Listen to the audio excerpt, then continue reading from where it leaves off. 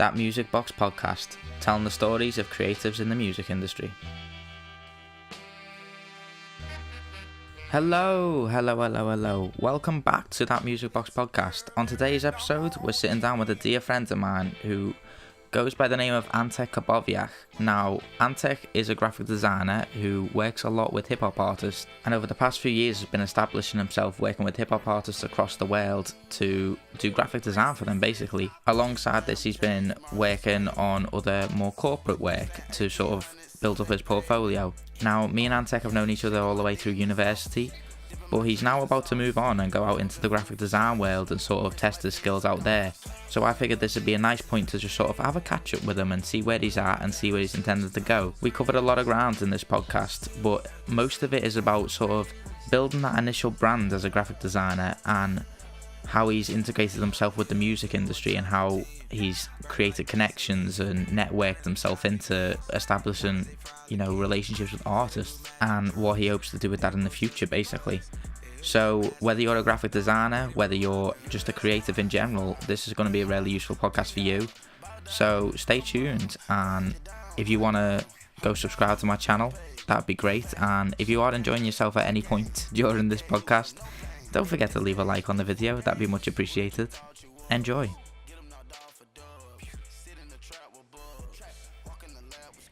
Hello and welcome to the second episode of ThatMusicBox Podcast. Today I'm sat down with a friend of mine who also happens to be a graphic designer. He works with hip-hop artists and creates graphic design for them. So, do you want to say hello, Antek? Hi, thanks for having me. It's a pleasure to be here with you. No problem, man. Do you want to sort of give us a background on what it is that you do exactly? As you said, I do graphic design. I like any kind of art, so I'm trying a lot of different things. And as you said, I also work with hip-hop related artists because that's my favorite genre. So I just try to find a connection and create visuals for hip-hop related themes. That's pretty much it. Okay, so take us back in time then, and what was sort of like your first ventures into graphic design? So I came to this university, obviously started when you did, and I had a wide range of modules to pick from, and I really didn't know what I want to do. So I was yet to explore what I'm really about. And it just so happened that the graphic design module seemed to be the most interesting for me. I think it could be a bit because of my mom, who is a professional graphic designer. And even though I didn't realize before, maybe we were talking about that, and maybe the fact that I was seeing it all my life just kind of stuck with me. So I found it quite easy to come up with creative ideas, solutions and that, and I just really enjoyed it. So after some time I just focused on graphic design, first assignments at the university were the first approach I've ever had into graphic design. So that was your first point of entry. Yeah. So talk about before then, because obviously you mentioned your mum's a professional graphic designer. Yeah. What sort of impact did that have on you at a young age? Did you ever go to her studios and work with her, or? So my mom has a gallery. It's really nice. Actually, she had two in the past 2 years. I've worked in both for a bit, but I think the biggest impact, interestingly, had the fact that I was in high school in which they only put emphasis on physics and maths. And that's something I really hated to do. I could feel it's literally draining life from me just because I was forced to work on things that I really didn't find interesting. And when I came here, it was like I had a whole new different kinds of options to pick from. And I think, thinking back, the fact that I was seeing everything that my mom was doing probably had a lot of impact, but I didn't realize at the time. And after I came to England, that's when my mind opened, I would say. And when I wasn't forced to do things that I really hated, I found myself being good at loads of stuff that I wouldn't ever try before, just because I didn't have an option to do it. So yeah, she definitely had a massive impact. Thinking about like coming to England, that's obviously, that must be a scary decision to make. So you say you've been working in sort of like chemistry and physics, like very logical based subjects, and then to choose a creative subject to come to university for in a completely different country, that's got to be quite a scary decision to make. See, I was at the point where some of my friends stayed, like I feel they had the same feelings as I did, but they decided, right, we've got so far with this, we have to stick to that. But I felt this is like the last moment for me to switch and try to do what I actually like, because quite soon it will be too late. I mean, it's never too late to start new things, but like, you know, this is the point where we become adults. We have to find jobs and start like thinking about our options for the future. And that's when I was like, right, this is the last moment when I can do it. So I came here. It was quite scary, but frankly I was way more excited than scared about it. So I was just really excited to like explore all the different options ahead of me. And when I was coming here, I was actually planning to do film, and like my dream was to make videos. I didn't even think about graphic design, but then with time it just came out this way. Okay. So when we're looking at you getting started with graphic design, what were some of the things that you were working on, both within university and personally, that got you sort of started? What were you making? So as everyone on our course, I was given a few different tasks as we were starting with design.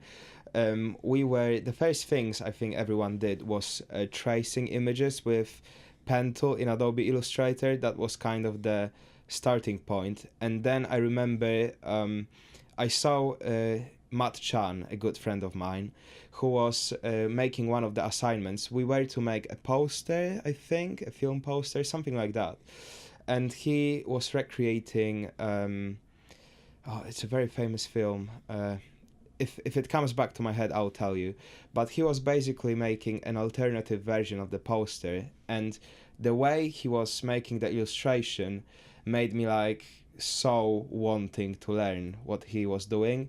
So he kind of like helped me to start with, and it went quite quick because I was just trying on my own all the time. So I don't even think it's a particular university work that got me started, but I was just like, every spare moment I had, I was just doing illustrations and all kinds of visual stuff. So I would say he might feel too well about himself, but I think it's Matt mainly who like got me into. He was the person who showed you what could be done. Yeah. That might interest you. Yeah, and I was sending like my first images and illustrations, and he was honest with me, which is really helpful. You always want to look for honest people when you ask about creative feedback. And like what he suggested, I was applying to my work. I was getting better and better. And I was just like, after that, I was trying different things. Like one assignment I remember that I really loved was we had to create typography, like handmade typography. It wasn't designed within Photoshop or Illustrator or whatever, but we had to like physically make something. And I spilled some water on my desk, and that kind of inspired me to make typography made of water drops. Mm-hmm. So I like in my room I set up like a small studio with my phone flashlight as the main source of light. Like I had a tripod and a camera, and that kind of like also got me thinking that being creative is the best thing you can do in life, and I decided to carry it on from then. Mm-hmm. So there were different factors and different situations that like made me do it. Mm-hmm.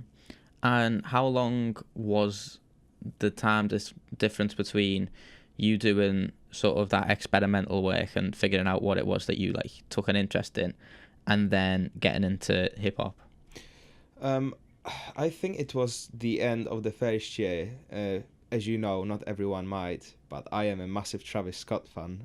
Really? Yeah, I talk about it all the time. Yeah. But basically, yeah, by the end of the year, I had a bit more time on my hands. And that's when I was like proper listening to Travis Scott all the time. And I decided to make like a few illustrations for fun. And one of them, actually, I think it's the second one I've made of him. If you type like Travis Scott art either on Pinterest or Google Graphics or Google Images or whatever, it jumps up on the first page. Does it? And that was like the first thing I did, kind of an experimental image where I was mixing the Illustrator work and like Photoshop effects and stuff like that, and I really liked the outcome, so I started doing it more and more. And I thought this way I could maybe connect with some artists and try to make some actual commissions if I get good enough.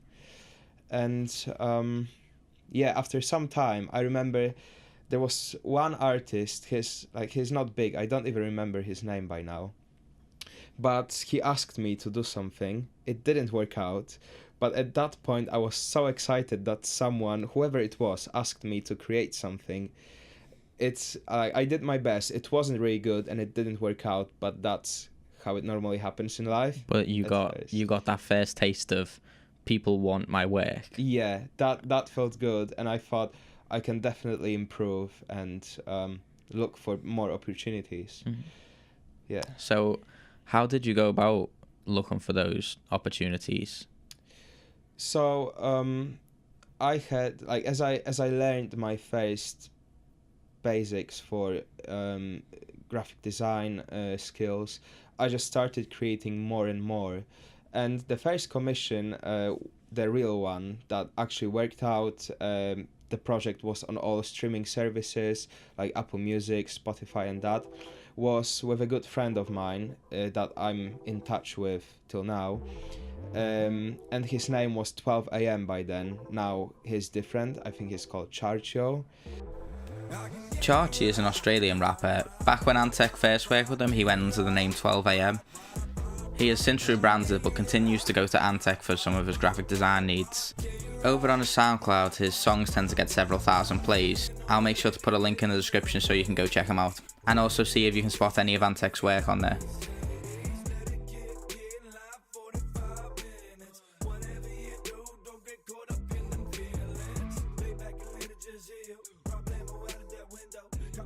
He asked me, he found my work on Adobe Behance, and he said he really wants to work with me because by the time I'm really into like paint splatter kind of look. Like I love to play with paint, but in digital version of it. So I was making like all kinds of crazy brush designs and stuff like this. And he saw it and he wanted to work with me. It took a very long time because he's that kind of person who wants every smallest detail exactly how they expected, which is good. But that took a long time. And eventually it worked out, and I was so happy that it was on all streaming services. And the music was decent to me as well, which is important. So that was like the first time I actually felt it could be like serious in the future. Was that a big learning curve, sort of that first? I guess so. I think your first commissions, better than anything, will teach you working with a client, which is really not simple. I mean, it depends, because some people that I've worked with, I've made the first initial piece, they loved it and they just accepted it as the main thing. But some of them, it took weeks and weeks to like get to the point where they wanted it. So it's like you have to be patient in creative industry. If you're not creating for yourself but for someone else, it will often take time to reach the goal. So that was definitely a useful experience. So when we're talking about like creating a name for yourself and creating this brand that you work under, What sort of tools were you using to make connections? So to many people it might be quite obvious, to some not, but Instagram is hands down the best promotional tool that you can use. Um, Pages on Facebook and that are good, but they will never get you as much exposure with the way you can connect with big names in like really easy way. So you can also obviously use hashtags, tag big pages, and that.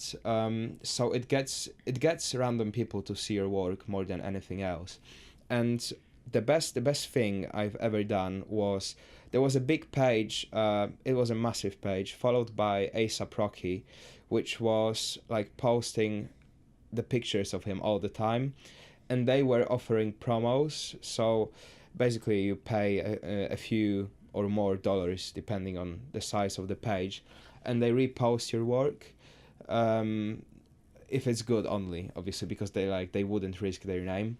And they agreed to post mine, and I think that was the most crucial point at that time, because another big page, which is called Celebrity Vice, they noticed my Instagram and completely out of nowhere like shared two images. I think one was an illustration of Lil Uzi Vert, and the other one was of Travis Scott.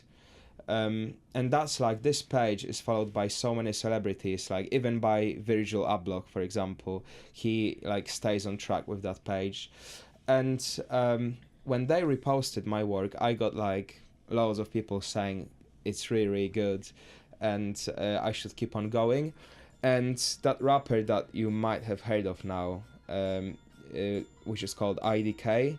Yeah, I'm familiar. Which is a shortage of ignorantly delivering knowledge, which I really like. IDK is an upcoming rapper hailing from Maryland, USA. Since coming onto the scene back in 2013, he's released several mixtapes, and just last year released his debut album, I Was Very Bad. Some of his most recent work includes a collaboration with Denzel Curry, which you can hear playing in the background right now. It's called No Wave, and it actually has over 2 million plays on Spotify currently.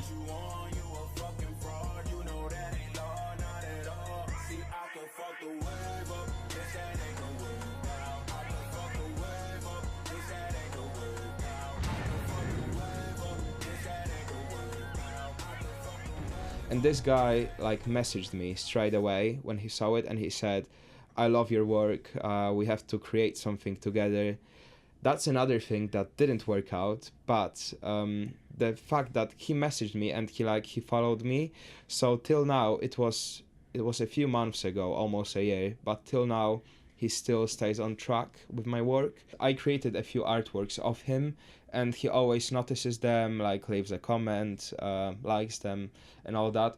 And even when I contacted him this winter, and I thought we could work on my final university project together, he said he was willing to do it. But by that time, he was also planning the tour with A$AP Ferg, so it didn't work out in the end. But like, he still follows the page, so I hope he sees my stuff. Yeah, I'm sure he will.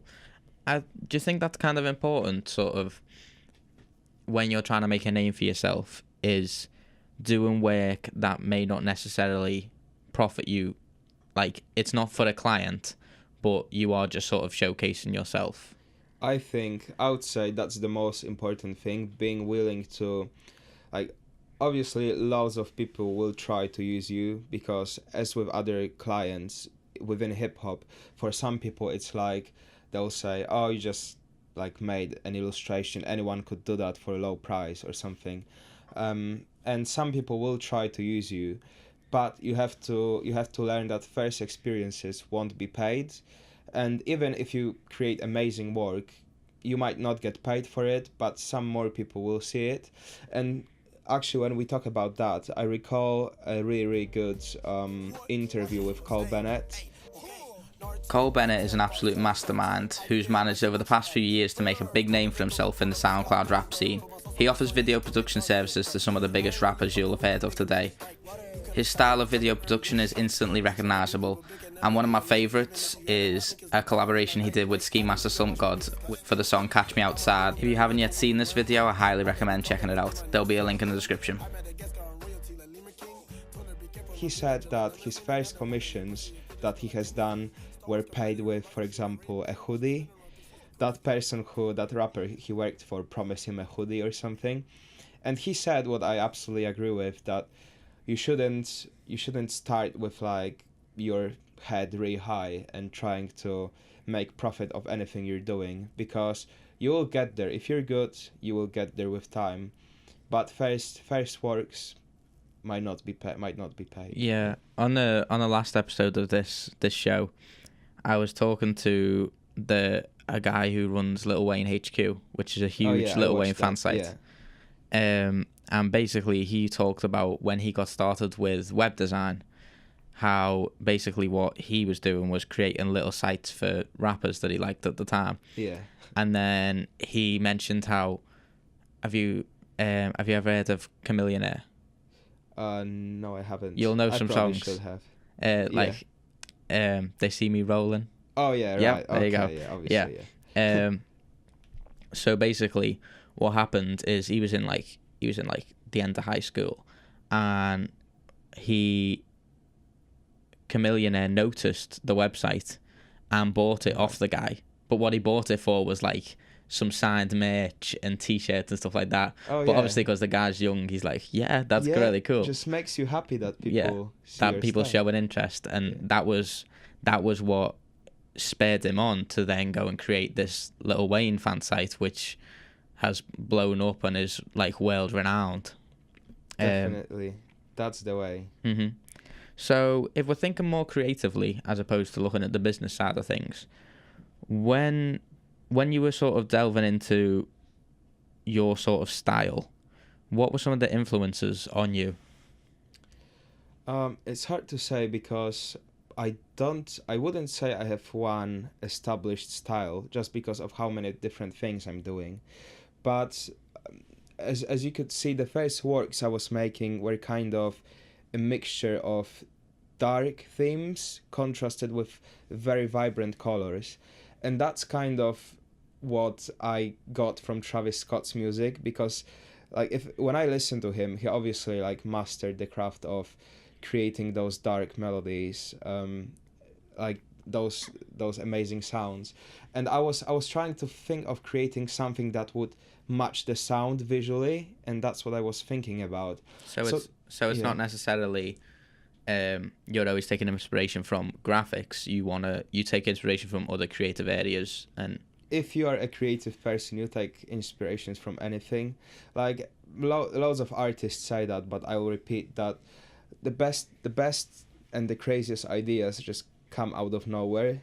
Like myself, for example, when I have a commission and I have too much time to work on it, I find it much harder than when I have to sit down and come up with something within hours, or let's say 2 or 3 days, because the pressure I have like kind of makes me think faster and more creatively.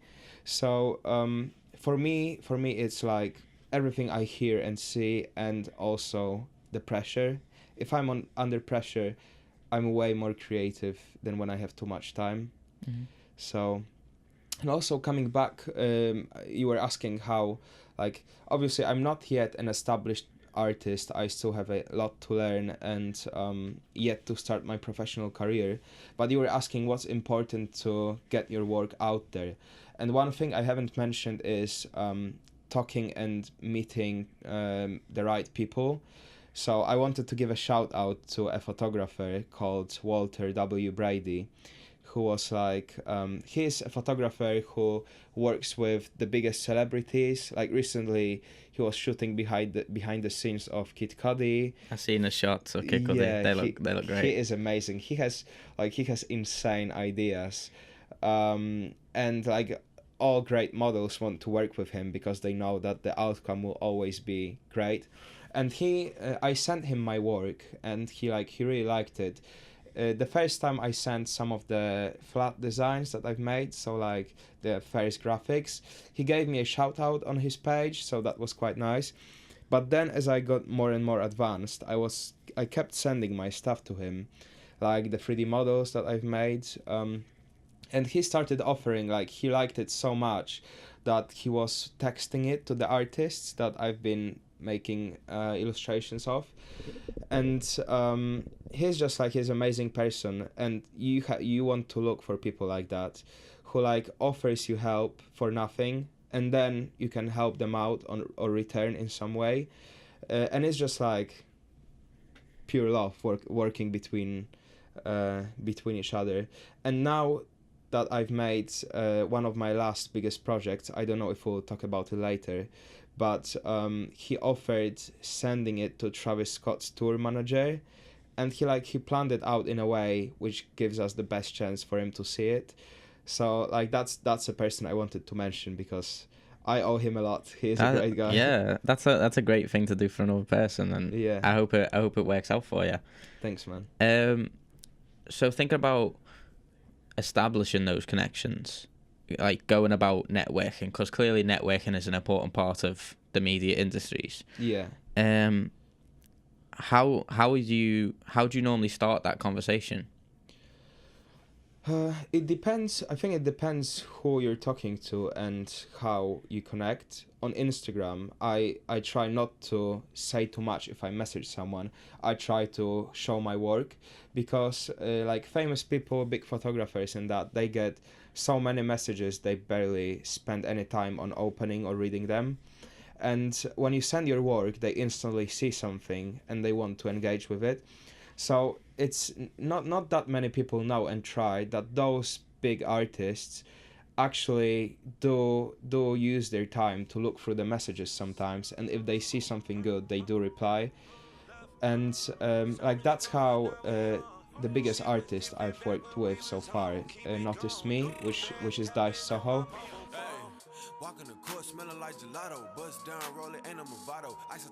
Dice Soho is another young upcoming rapper, and he hails from Texas. At the time of recording this podcast, Dice Soho is on the verge of dropping his debut album, You Could Have. He has since released it, and it features big names such as Ty Dolla $ign, Designer, Wiz Khalifa, PNB Rock, Sonny Digital and Black Youngster. You can find all his music on streaming services, and he himself is most active on Instagram, where he's gained a following of over 160,000 followers. So working with him, I sent my work as I did to everyone else that I talked to. He noticed it, he said it's really good, so I said, right, maybe I could make something for you. And he was keen on that. First I made like a merch advert which is yet to be released. We started making more and more stuff, and we ended up with, I've designed his whole merchandise for the new album, which is going to drop with the album.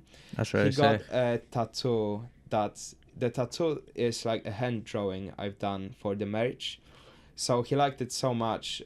He messaged me like it was his idea, because he took a screenshot on Snapchat and like drew a smiley face with like diamonds instead of mouth, and like snowflakes instead of eyes, because he's like all about icy life, cold style and that.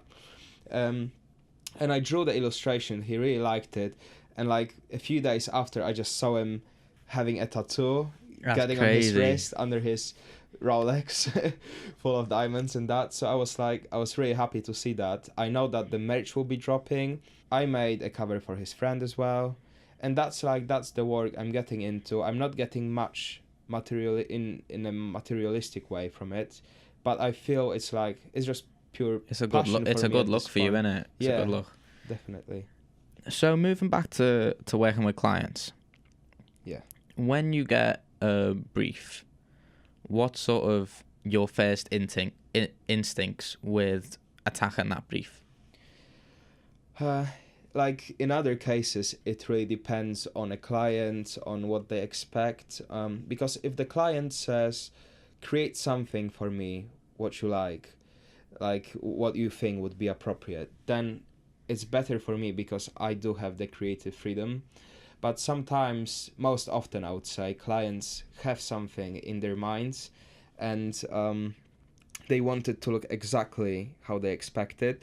So I normally ask, the first thing before I start is, I ask for as many details as I can, because if you get someone who has like a specific idea, you have to be creative in a way, but they will expect like that narrowed down theme. So I ask about the details, and as soon as they tell me everything they expect, then I try to like add my own flavor to it. Normally they send me alongside the brief, they send me like some work I've done in the past to like show what they like the most. So yeah, asking about the details, and then it's hard to say. I just go with it. Like I love to experiment without planning prior to it. I would often open Photoshop, not even Sketch, which you normally should do when you, for example, design logos, but I just open Photoshop and like start making stuff that I think could look good, and it often works out this way. Mm-hmm. So yeah. Now I know you're like as hard as a worker as I've ever met. Thank you. But I'm interested to know like sort of what other stuff you're working on, as opposed like, because obviously like the hip hop graphic design is something that's been taken off for you, and obviously you mentioned these people are recognizing you for your work. But aside from hip hop, like what sort of stuff interests you and you want to work on in the future? So I like all kinds of visual arts. So I keep expanding and learning new things. Like last year I focused on learning 3D modeling, because I know that 3D models give you so much more creative freedom, and they can be applied in so many interesting ways, that I decided to learn those skills. But also apart from that, I kind of found out that I do like designing clothes. So I'm starting a brand with my good friend Jamie from Melbourne, who also hit me up on Instagram, and he said, "Yo, do you want to like design some socks?" And I was like, "Socks? That's a bit odd idea, but I like weird ideas, so I thought I would go with it." And at this stage, after almost a year of working together, we have a website. We have a brand called Swank Socks. That's inspired by one of the Joey Badass songs. And we got first 300 pairs printed, and we take off with sales soon. So hopefully my own business will be one of those things that That's cool. I want to do alongside other things. And being realistic, I know that I will have to get a job within regular graphic design for now, as I'm like starting my own independent life. So I do quite a lot of corporate work. For example, recently I've been working with Bucherer, they were called the Watch Gallery prior to that, and they are like a luxurious company from London, and they're the biggest Rolex retailer in the world, and they saw my work as well. I mainly got it through a connection of mine, but they wanted me to create illustrations for a website, and then they really liked it. I kept making more and more commissions for them. So it's like, I would say 3 main areas would be main business that I'm working on with Jamie, corporate work, and hopefully some student runner job soon, and the creative hip-hop art stuff that I do mainly for myself. Okay. So how are you... I know it's in the future, but do you have a plan for sort of balancing how you're going to go about that? Because pursuing all these different things can be sometimes difficult in sort of balancing your time. Yeah, but the thing is, like, I learned that planning is not a good idea. Like, obviously you have to, when you move somewhere, you have to plan getting a house, plan getting a job and that. But like, trying to figure out what you will be in 5 years, I think it's pretty much impossible if you're still finding your ways. I think that by the end I would like to do what my mom is doing. So basically she has a gallery. She is passionate about painting apart from graphic design. She has her own gallery. She like prints her paintings on textiles, porcelain, and all that kind of things. And she's getting away from corporate graphic design, just focusing on her passion. So I hope that as I grow, my creative ideas will grow as well. And at some point I could like put the corporate I would call it dry graphic design on the side, and like just focus on working for photographers, artists, maybe some big magazines. Mm-hmm. So the goal is freelance, but pretty much you want to sort of be employed to sort of build that portfolio. I would love to have my own business that's profitable, but also do work that I like, that I can pick. I get that. Bringing it back from the future to sort of present, what sort of things are you working on at this very moment? So at this very moment, apart from establishing my portfolio, building a website, writing a CV, I got a very cool commission from a photographer and videographer called G-Shots42, and he is the main one of the main videographers for Taylor Gang, which is Wiz Khalifa's label, and he shoots videos for artists belonging to Wiz Khalifa's label. I don't know if you heard of an artist, Ochno. Me and Hayden, my friend, we have been playing his songs quite often recently. So yeah, I'm making a 3D model logo for him, which is my first serious 3D model commission. So I'm excited about it, and yeah, as soon as I finish it, I'll post it. So you'll. I like the 3D model and stuff. Was that a very different learning curve to obviously 2D graphic design? Everything just requires time. I think How do you learn? Is it like mostly just YouTube? So yeah, I would say YouTube tutorials. You start with them, but then you apply them into your own ways and ideas. So it's a great basis to start with, but you at some point you have to like take. Well, I want to thank you for coming on the show, and thank you for telling us about your life. And I'm hoping like sort of people who listen to this who don't know much about graphic design, and particularly like how it relates to sort of music and other creative industries, can learn a little bit from this. Thanks, man. It was a pleasure to talk to you as always. And obviously you're going to be going off to London, hopefully within the next few months. Fingers crossed. It's going to be an exciting time. Yeah. We might have to hook up again in a year or two's time and see where you're at then. Yeah, we have to do that, definitely. But yeah, thanks for coming on. Thanks, man. It was a pleasure. And that was the end of our chat. If you did enjoy this, please leave a like rating and subscribe. I'm going to be doing more of these in the future, as I said. And if you like this sort of content, there's plenty more music-related content up on my channel. But yeah, thanks for listening. I do really appreciate that. And thank you for your time. And I hope you have a good day. See you next time.